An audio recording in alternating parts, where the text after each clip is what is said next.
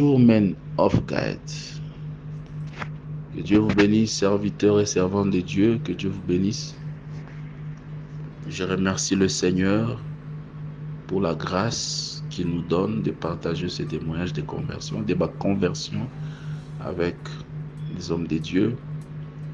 Et je remercie aussi le pasteur bienvenu de m'avoir accordé cette opportunité. En tout cas, que le Seigneur vous bénisse, hommes de Dieu. Moi, j'ai grandi dans une famille, je peux dire une famille païenne, une famille des parents qui ne connaissaient pas le Seigneur. Alors, même à la maison, partir à l'église, en tout cas, si j'ai vu mon père aller à l'église, je ne me rappelle plus, mais je ne sais pas si je l'ai vu partir à l'église plus de 5 fois. En tout cas, je n'ai jamais vu mon père partir à l'église régulièrement. Même une fois ma mère, c'était rare, c'était vraiment rare. Donc, j'ai grandi dans une famille, je peux dire, une famille païenne, une famille qui ne connaissait pas le Seigneur. Alors, vu que nous, enfants, on étudiait dans des églises catholiques, alors ce qui a fait qu'on commençait à fréquenter l'église catholique, tout ça. Alors, quand j'ai commencé à grandir, en première CO, alors à l'école où j'étudiais, il y avait des garçons qu'on appelait des Yankees, c'est-à-dire des garçons moko bazali komonela bato mingi. Donc bakoya boye babotoli sac, babotoli stylo, babotoli cahier, someki kolanda bango babeti yo. Alors c'était quelque chose oyo, ça me dérangeait beaucoup. Je dis mais comment ces gens peuvent dominer biso boye ndenge. Alors c'est comme ça que tellement que j'avais subi des choses auprès de ces garçons-là, alors je me suis dit non, je dois m'inscrire dans un club de karaté, un club de judo. Alors je suis allé m'inscrire, à l'époque je faisais en même temps le judo, en même temps le karaté. Parce que pour moi je me disais que Moutaro Monelanga de Soussouté. Alors c'est comme ça que j'ai commencé à pratiquer le karaté, le judo. Alors tellement que j'étais un bon athlète, un bon sportif, il y a l'un de nos maîtres qui m'avait proposé à d'autres personnes que, en tout cas, pour robomba nzoto, pour robatela nzoto, il faut n'amener quelque part pour robomba nzoto pour que même chaque fois que vous allez à la compétition, que vous soyez toujours des vainqueurs. C'est ainsi que nous sommes allés. On nous a amenés quelque part.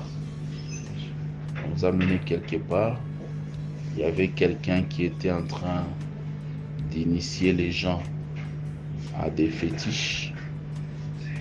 Alors, c'est comme ça que, à l'époque, j'ai commencé à pratiquer le sport, mais j'avais aussi des pratiques fétichistes.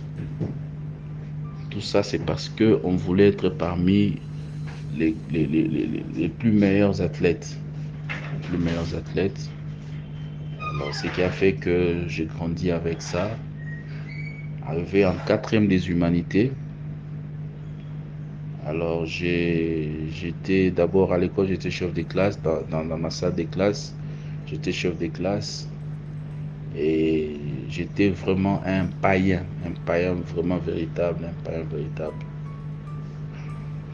un vrai païen. Alors il s'est fait que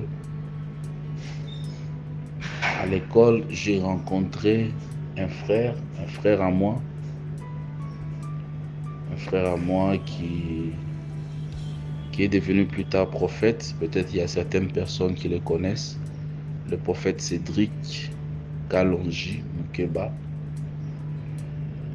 D'heureuse mémoire, il nous a quittés il y a 2 ans. Il nous a quittés au mois de septembre 2022. Le frère Cédric, à l'époque, c'est lui qui m'a prêché Christ. C'est lui qui m'a prêché Jésus. Et Dieu l'avait utilisé dans la dimension prophétique. Parce qu'à l'époque, moi je comprenais très bien la mathématique. Et lui avait des difficultés en mathématiques. Alors un jour, il m'avait demandé si je pouvais avoir le temps de pouvoir passer à la maison chez lui pour l'expliquer la mathématique. Alors, je ne voyais pas un inconvénient de pouvoir aller partager avec lui ou l'expliquer la mathématique. Alors, je suis allé premier jour, on a partagé, je lui ai expliqué. Deuxième jour, alors pendant qu'on était en train de parler, Dieu l'a utilisé par un message prophétique. Il m'a relaté, c'est-à-dire il a parlé de tout ce que j'avais fait par rapport aux fétiches, par rapport à ces pratiques fétichistes, comment je suis allé chez ce maître-là qui nous a initiés dans ces pratiques-là. Dieu lui a révélé et il m'a parlé de tout avec précision. Alors, ce qui m'avait étonné, c'est que c'est quelque chose que je n'avais jamais partagé avec quelqu'un. Mais Dieu l'avait utilisé pour me le dire. Alors, c'est ainsi que je me suis dit, si un homme peut me dire ce que je n'ai jamais partagé avec une autre personne, c'est que Dieu existe. Alors, c'est ainsi que j'avais accepté de donner ma vie au Seigneur. Il a prié pour moi. Il m'a mené à l'époque dans une église à Lupin. C'était un groupe de prière, je crois. Nous sommes allés avec lui. On a prié pour moi. Et c'est comme ça que je me suis converti. C'était le 15 février 2001. Là, j'étais en 4e des humanités jusqu'à aujourd'hui. Voilà mon témoignage. Que le Seigneur vous bénisse.